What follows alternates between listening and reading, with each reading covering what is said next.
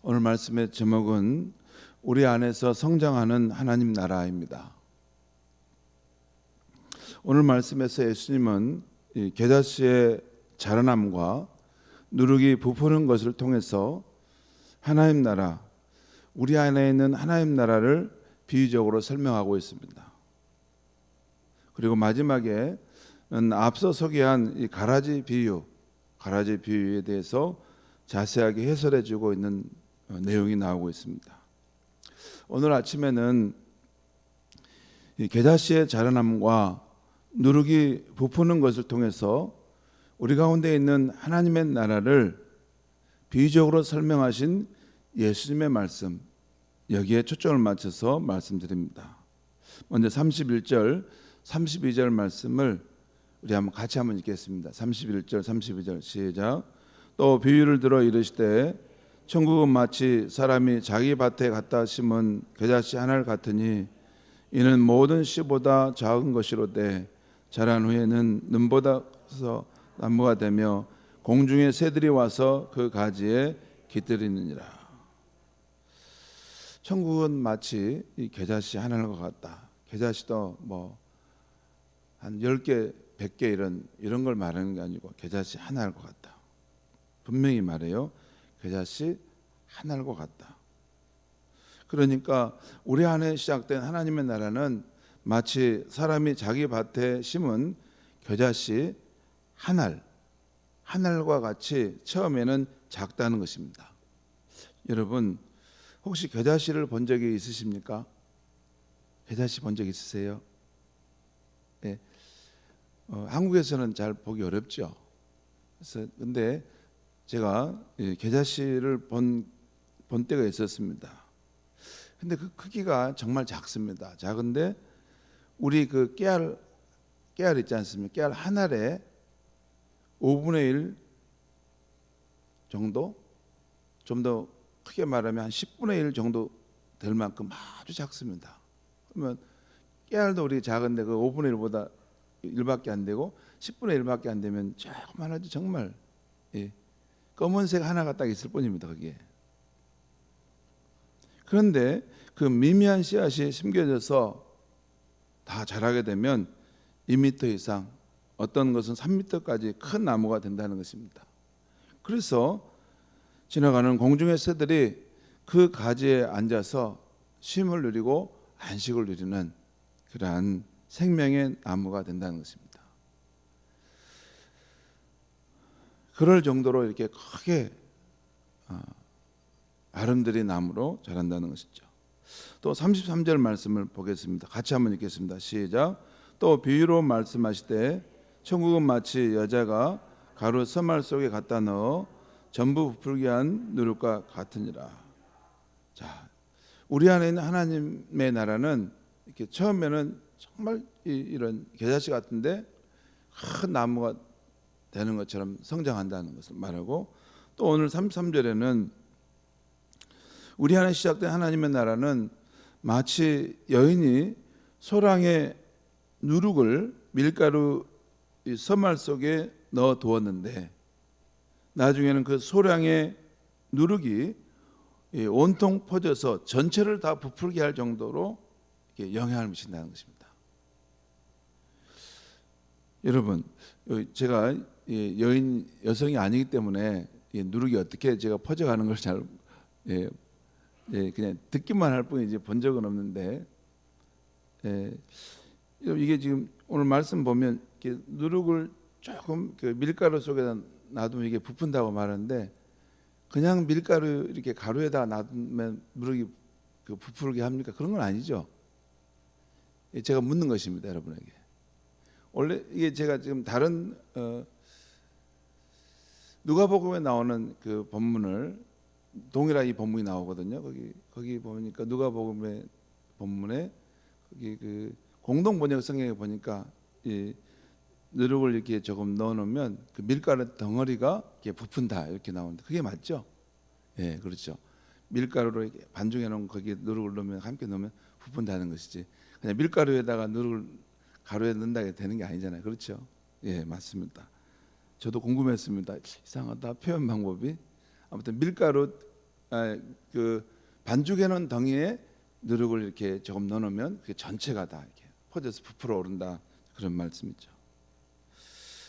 오늘 예수님이 말씀하시는 이 우리 안에 하나님의 나라는 겨자씨의 자라난과 같고 누룩이 부푸는 것과 같다는 이 비유 말씀은 두 가지 정도의 공통점이 있고 또 한 가지 차이점이 있다는 것을 제가 볼 수 있었습니다. 먼저 이 두 비유의 공통점은 아주 작은 존재로 처음에는 시작하나 나중에는 그 부피가 크게 성장하고 또 퍼져 나간다는 것입니다. 그 부피 면에서. 그렇죠? 아주 작았는데 처음에는 아주 정말 소량이었는데 이것이 나중에 부피가 아주 커져서 크게 성장하고 또 전체적으로 퍼져 나간다는 것입니다. 또 하나의 공통점은 이 사람이 의식하지 못할 정도로 은밀하게 그리고 서서히 자라나고 전체로 퍼져간다는 것입니다. 그렇죠? 이게 누룩이 퍼져가는 것도 은밀하게 서서히 퍼져가고 또 겨자씨가 이렇게 자라나는 것도 그 작은 것이 뭐가 될까? 사람들이 이렇게 관심이 다 사라지고 뭐 잊혀졌는데 관심이 사라지고 잊혀졌는데도 그 겨자씨가 서서히 자라고 있다는 것이에요. 은밀하게 자라고 있다는 거예요. 현미경으로 그것을 봐야지 알 만큼 이렇게 조금씩 자라고 있다는 거예요. 그런데 그것이 결코 이렇게 멈추지 않고 생명력을 갖고 있기 때문에 계속 자라고 있다는 거예요. 사람의 눈에는 그게 안 보이죠. 이게 아무것도 없는가 보구나. 이거 우리가 아이고 이거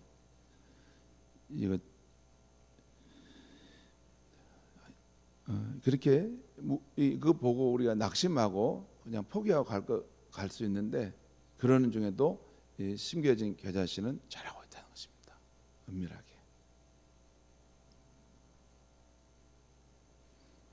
이 아주 작은 존재가 나중에는 큰 부피로 성장한다는 것, 또 퍼져간다는 것, 또 그리고 은밀하게 서서히 그것이 계속 자라고 있다는 것. 사람이 의식하지 않고 사람이 가졌던 관심이 다 사라지고 이제 아무도 그 눈여겨보지 않는데도 계속 자라고 있다는 것입니다.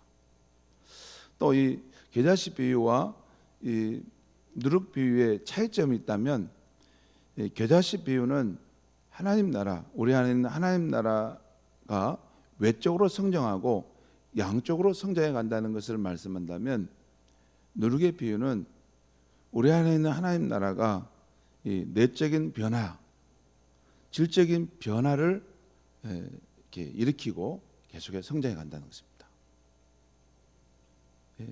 멀대같이 키만하지 안 되는 거죠.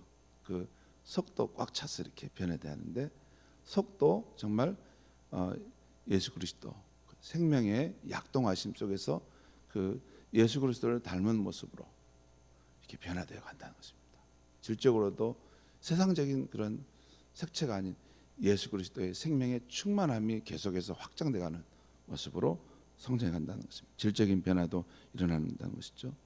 이게 이제 초신자가 교회에 나와서 예수 살아있는 예수님의 복음을 이렇게 만나게 되면 그 삶의 변화가 일어나요.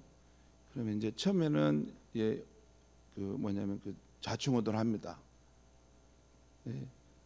교회에 나왔는데 그의 삶이 어떤 좌충우돌함이 없이 옛날 방식 그대로 사는 사람은 아직 살아있는 예수의 복음을 만나지 않는 것입니다. 살아있는 예수 그리스도의 복음을 만나면 지난날의 삶의 방식으로는 결코 가지 않습니다. 새 사람의 방식으로 살다 보니까 이제 막 좌충우돌합니다. 왜 그러냐면 지금까지 하나님 없이 살아왔던 그런 자기 본성을 따르는 삶이었기 때문에 새 사람의 그 방식을 따라가려면 이렇게 막 좌충우돌합니다.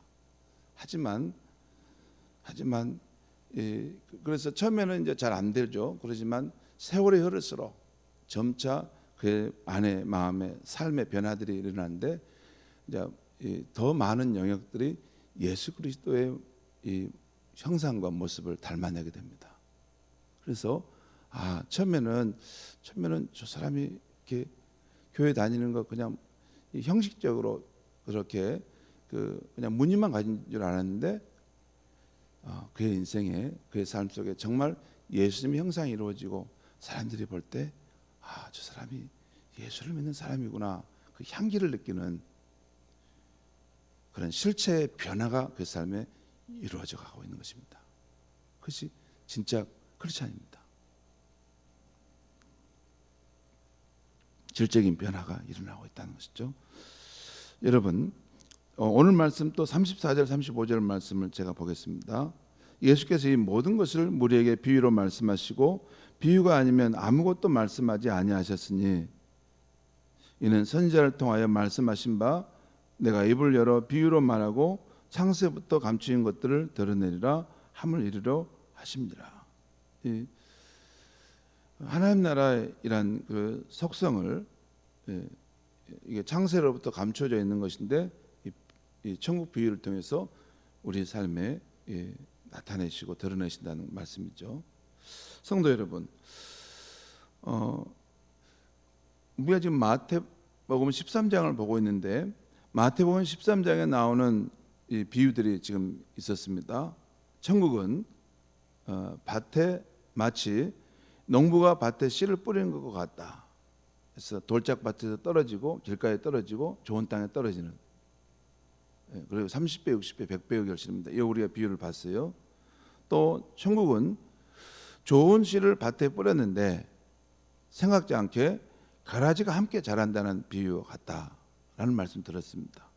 그리고 오늘 심겨진 작은 겨자씨가 후에는 놀라운 크기로 자란다는 것, 그리고 아주 미미한 누룩이 나중에는 전체를 변화시킨다는 이 천국의 비유 말씀들을 지금 예수님이 하고 계십니다.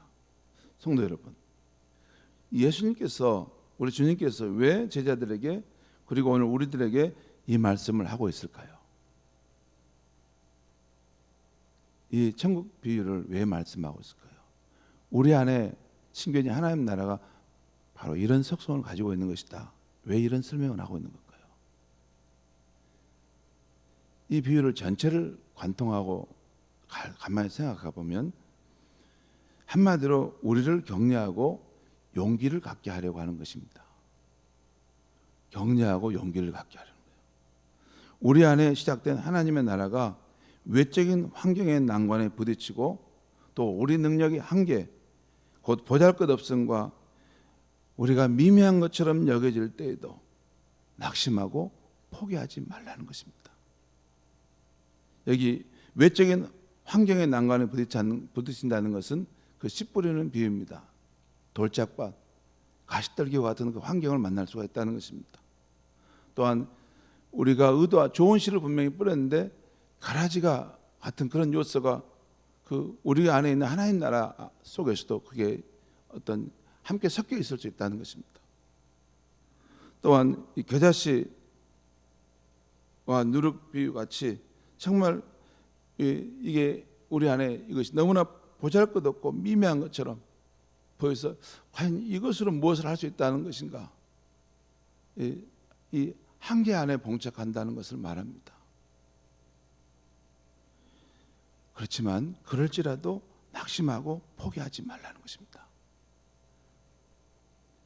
크고 유용 있는 눈에 보이는 가치를 숭상하는 이 세상에서 우리가 살아갈지라도 우리는 예수님의 진리의 말씀, 그 진리의 말씀을 붙들고 흔들리지 말고 굳게 나아가라는 것입니다.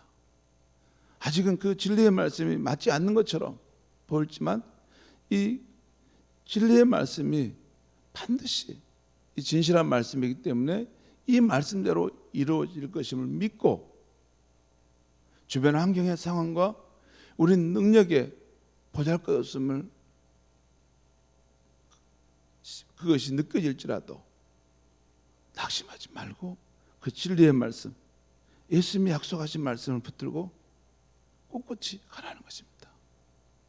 세상 사람들이 다 믿음을 버리고 떠날지라도 너는 믿음에 굳게 서서 예수와 함께 그 길을 가라는 것입니다. 가라는 것입니다. 그러면 이게 너 안에 시작된 그 하나님의 나라가 지금은 보잘것없고 미미한 것처럼 보이지만 반드시 지금도 잘하고 있다는 것입니다. 은밀한 방식으로 성장하고 있다는 것입니다. 너가 실패하고 넘어진 것처럼 보여도 그때도 성장하고 있다는 것입니다. 너가 낙심하고 주저하고 있는 그때에도 그 실패의 시간 속에서도 너 안에 있는 하나님의 나라는 생명력을 가지고 계속해서 줄기차게 성장하고 있다는 것입니다. 눈에 보이는 외향적인 것 때문에 그것이 아무것도 없다고 흔들리거나 포기하지 말라는 것입니다. 여러분, 우리가 인생을 짧게 살면 이 말씀이 잘 이해가 안 됩니다. 근데 우리가 인생에 사는 세월이 더 많아지면 많아질수록 이 말씀이 맞다는 것을 알아요.